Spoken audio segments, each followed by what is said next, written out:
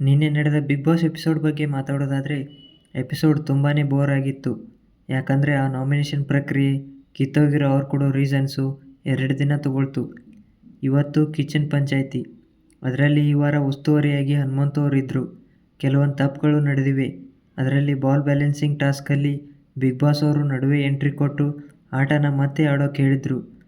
ಇದನ್ನು ಬಿಟ್ಟರೆ ಧನು ಅವರು ಮಾಡಿದ ತಪ್ಪಿಗೆ ಮಿಡ್ ವೀಕ್ ಎಲಿಮಿನೇಷನನ್ನು ಕ್ಯಾನ್ಸಲ್ ಮಾಡಿದರು.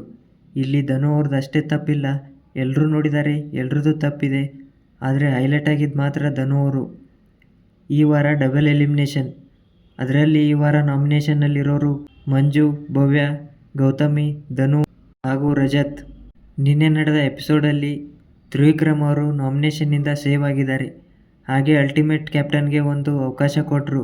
ಅದೇನೆಂದರೆ ನಾಮಿನೇಷನ್ನಿಂದ ಒಬ್ಬರನ್ನ ಸೇವ್ ಮಾಡೋದು. ಆಗ ಹನುಮಂತು ಅವರು ಮೋಕ್ಷಿತಾ ಅವ್ರನ್ನ ನಾಮಿನೇಷನ್ನಿಂದ ಸೇವ್ ಮಾಡಿದ್ದಾರೆ.